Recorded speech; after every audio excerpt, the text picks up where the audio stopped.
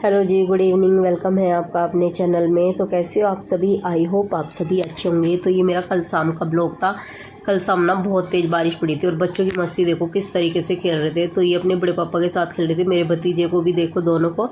और यानी सारे बच्चे इतनी मस्ती से खेल रहे थे और नहा रहे थे बहुत ज़्यादा। यानी इतनी अच्छी बारिश पड़ रही थी बहुत ज़्यादा। पर मैं ना बिल्कुल भी नहीं नहाना चाह रही अभी, क्योंकि ना मेरे कोल्ड की वजह से ना मैं अभी कोशिश ये कर रही हूँ कि मैं अभी दूर ही रहूँ बारिश वगैरह से। और बेटू तो यहाँ इतना परेशान हो रहा था क्योंकि अकेला सिर्फ वो ही था जो कमरे में था। तो वो बहुत ज़्यादा परेशान हो रहा था, खूब चाह रहा था कि वो भी यानी नहाए बारिश में।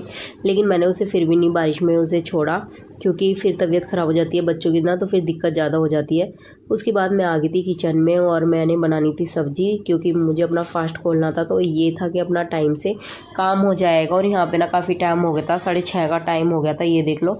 तो यहाँ पे फिर मैंने छोंकनी शुरू कर दी थी सब्ज़ी। तेल में डाल के ज़रा सा जीरा और टमाटर का छोंक मारा था और सारे मिर्च मसालों को डाल के तो मैंने बनाई थी आलू शिमला मिर्च की सब्ज़ी। तो यहाँ पे छोंक को अच्छे से भूनने के बाद मैंने यानी सब्ज़ी उसके अंदर डाल दी थी, यानी शिमला मिर्च और आलू, और अच्छे से मिक्स करके ना कुकर को कर दिया था बंद। तो बच्चों की बाहर से ही डिमांड हो गई थी कि हमें पकौड़ी खानी है। बहुत ज़्यादा बच्चे रुक के तार दिए थे कि या तो ब्रेड पकौड़े बनाओ या पकौड़ी बनाओ। तो ये तो कहने में है कि भारत में अगर बारिश पड़ती है तो पकौड़ों का यानी वो बन जाता है कि मौसम बन जाता है कि पकौड़े हो या घर पे कुछ भी पकवान हो, पकौड़ी, ब्रेड पकौड़े या समोसे, इस तरीके से, यानी चाय के साथ। तो मैंने ये कहा मगा पहले मैं सब्ज़ी बना लेती हूँ, तब उसके बाद यानी मैं तुम्हारा और कुछ काम करूँगी। तो यहाँ पे पहले मैंने सबसे पहले अपनी सब्ज़ी छोंक के तैयार कर ली थी, क्योंकि मैं ये सोच रही थी कि टाइम से मेरा फास्ट भी खुल जाएगा, क्योंकि टाइम होता जा रहा था, 7 बज गए थे, ये देख लो। उसके बाद यहाँ पे मैंने बैटर तैयार कर दिया था बेसन का, क्योंकि मैं फास्ट कर रही थी काम को, क्योंकि एक तरफ मुझे चपाती भी बनानी थी, टाइम क्योंकि ऐसे भग रहा था। और मौसम जब ऐसा हुआ रहता ना तो और भी बुरा सा लगता है। यानी मुझे तो थोड़ा लिमिट में बारिश हो तो ही अच्छी लगती है, बार बार होती रहती है ना वो ज़्यादा गंदी सी लगती है, यानी सारे में गंद सा मच जाता है। तो यहाँ पे फिर बच्चों के लिए तारने शुरू करे पकोड़े, और एक बच्चे के लिए यानी वो तुरंत चपाती, उसे पकौड़ी नहीं खानी थी, उसको खाना था, यानी भतीजे को तो खाना था। तो उसके लिए भी साथ साथ में चपाती भी बना रही थी एक तरफ। तो कहते हैं ना वुमेन के तो यानी कितने भी हाथ हो जाओ वो भी कम होते हैं। तो वो अपने इन 2 हाथों से 10 काम एक साथ करती है, तो वो वाली कंडीशन होती है। एक तरफ मैं चाय बना रखी थी, एक तरफ चपाती बना रही थी, और एक तरफ मैं अपना यानी पकौड़ी तार रही थी। इस तरीके से रेल बन रही थी बहुत बुरी तरीके से। और बीच में मैं अपना और काम भी कर रही थी, जैसे अपनी पूजा करके आई थी इस तरीके से, यानी थोड़ा रोक के बीच में फिर मैं अपनी पूजा करके आई, भोग लगा के आई ठाकुर जी को। और तब उसके बाद बारिश इतनी तेज़ हो रही थी कि गौ माता को तो मैं खाना दे के ही नहीं आ पाई थी, मगर थोड़ा लेट दे आऊँगी जब बारिश बंद हो जाएगी, क्योंकि बारिश काफ़ी हो रही थी इस वजह से भी।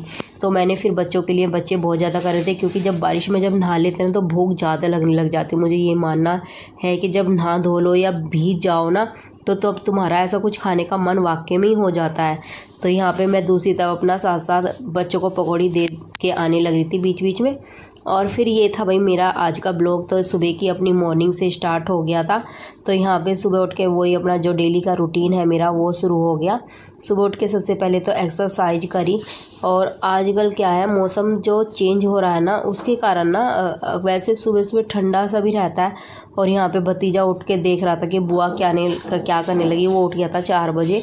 उन्हें था क्योंकि आज वो लोग जाना था उन्हें स्विमिंग पूल। बारिश हो रही है, लेकिन जब बच्चों को कहते हैं ना जब पढ़ने का टाइम हो या स्कूल जाने का टाइम हो तो बच्चों की बिल्कुल आँख नहीं खुलेगी। लेकिन जब उन्हें फ़िलहाल वैसे कहीं जाना हो ना तो उन्हें बिगर उठाए नींद खुल जाती है। तो आज उन्हें नींद नहीं आ रही थी, बार बार ये पूछ रहे थे कि क्या टाइम हो गया है, क्या टाइम, क्योंकि उन्हें 7 बजे का टाइम दिया हुआ था बड़े भैया ने। तो वो बार बार ऐसे उठ के पूछा था, जबकि 4 बजे थे। और जब भी उठ के पूछ रहा बुआ जी टाइम क्या हो गया, मैंने कहा चुप पड़ के पीछे को सो जाओ। तो बच्चों का ये रहता है।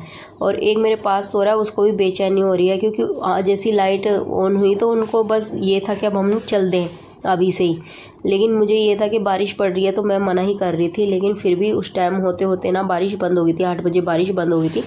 तो बच्चों का रहता है कि बच्चों को जब कहीं के लिए कह दोगे ना आप, तो आपको वक्त से पहले खड़े दिख जाएंगे। अगर वही चीज़ आप पढ़ने के लिए कह दोगे ना, तो अगर सो के उठ भी गए हो ना तो उन्हें दोबारा नींद आ जाएगी। बच्चों का ये कंडीशन रहती है। भाई मेरे बच्चों का तो यही कंडीशन रहती है खासकर, कि अगर पढ़ने के लिए कह दो ना तो बिल्कुल आंख मीच के इतनी कड़ी पड़ जाएंगे कि हमें बहुत कड़ी नींद आ रही है। तो उसके बाद फिर आ गई थी मैं बाहर की तरफ अपना चेंज करके, क्योंकि मुझे करनी थी क्लीनिंग और वॉक पे भी जाना था। और वैसे बाहर मैंने मौसम देख लिया था, बाहर मौसम एकदम ऐसा होता है जैसे अभी बारिश हो जाएगी, बहुत तेज़ बारिश पड़ेगी, इस तरीके का मौसम होता है। तो मैं ये था कि कोई नहीं, इतने में क्लीनिंग वगैरह करती हूँ, देखती हूँ अगर बारिश आती है तो ठीक है, नहीं तो अगर बारिश नहीं होगी तो फिर मैं चली जाऊँगी। उसके बाद मैं अपना क्लीनिंग वगैरह करके और बेटे को दूध दे के मैं आ गई थी नीचे की तरफ वॉश करने के लिए। और बाहर ना ऐसा रहता है, यानी ठंडा ठंडा सा मौसम रहता है ना, तो और भी अच्छा लगता है। और कभी तो इतना गुम हो जाता है मौसम, यानी इस तरीके से धोखा देता रहता है बीच बीच में।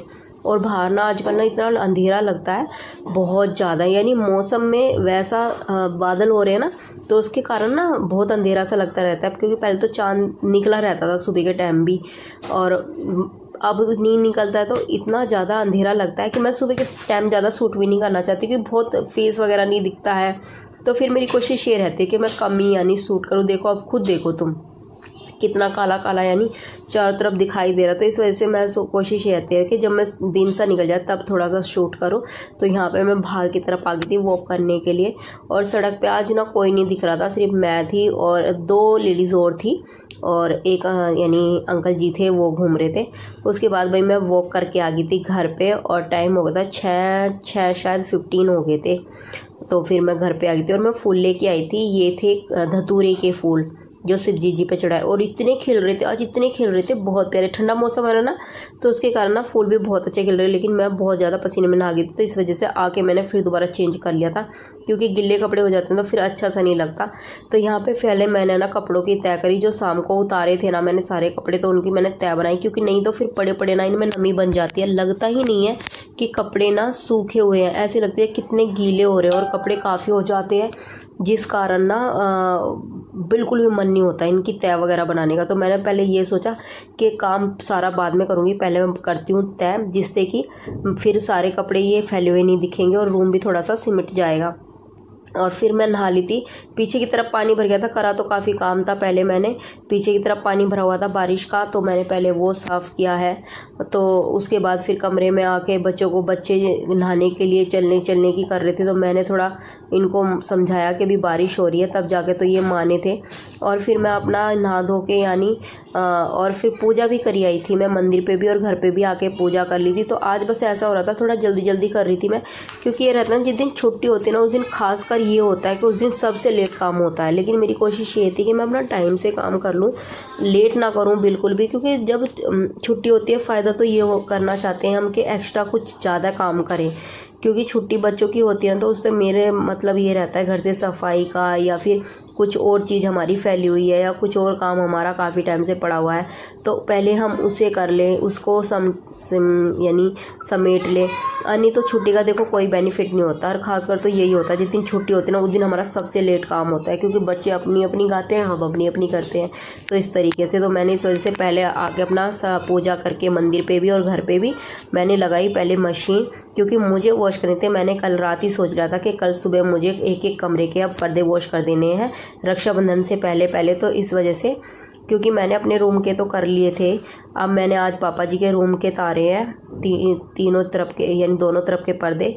ये है थोड़े थोड़े होके साफ़ भी हो जाएंगे, क्योंकि एकदम से नहीं हो पाएंगे। एक तो मौसम चेंज है, दूसरा मौसम का कुछ पता नहीं कब बारिश आ जाती है कब नहीं। और पापा फिर गुस्सा करते हैं, अगर हम एक्स्ट्रा कपड़े लेके चलते हैं तो पापा थोड़ा गुस्सा करते हैं कि सुखाने की जगह नहीं रहती है, तुम इस मौसम में इतने इतने कपड़े धो देते हो, फिर इन्हें इधर से उधर। तो मैंने ये सोचा कि साथ के साथ पर्दे हटा के और मैं थोड़ी थोड़ी सी डस्टिंग भी कर दूँ।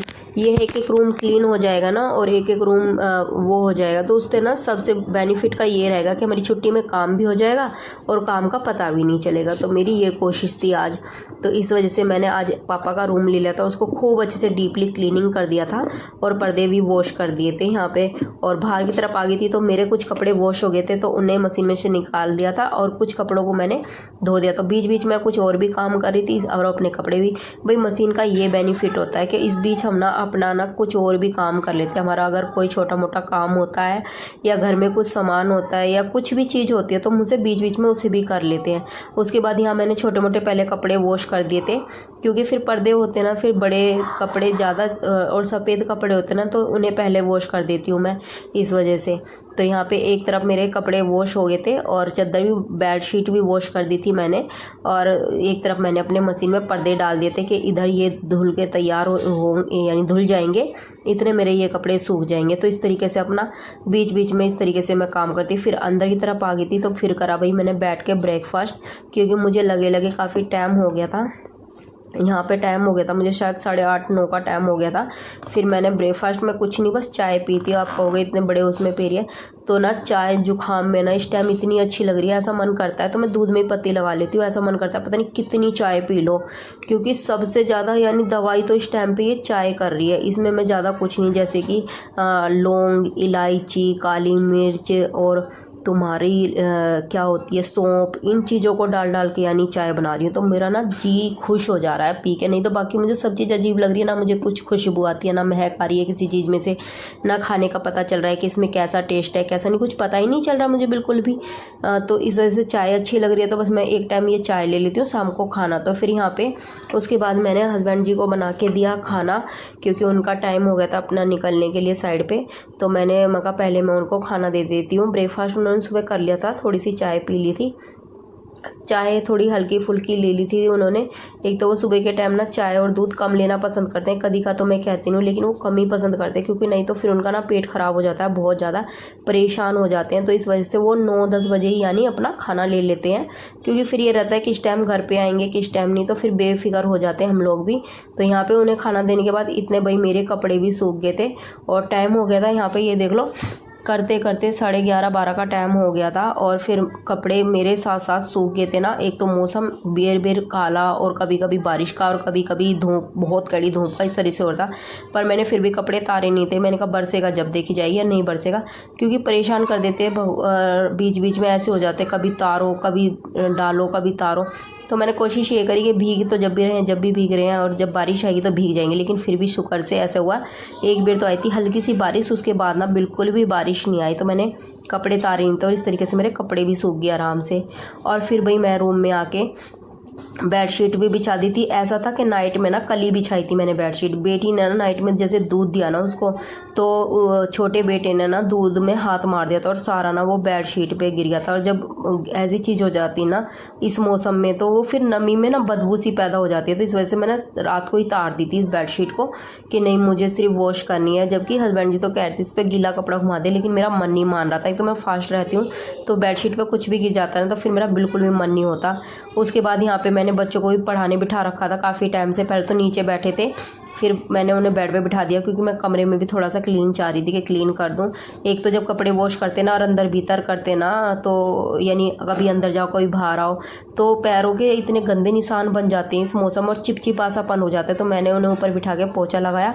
उसके बाद थोड़े से कपड़े थे यानी जो मेरे वॉश होते जा रहे थे उन्हें साथ के साथ मैंने आके फिर सूख गए थे तो मैंने प्रेस मारने की सोची कि मैं प्रेस लगा के और तुरंत के तुरंत इन्हें अलमारी में रख दूंगी। और यहाँ बच्चों का टैलेंट देखो, शिवलिंग बना रहे थे, पता नहीं क्या मन में इनके खुदाई। और यहाँ पे बच्चों ने बनाई थी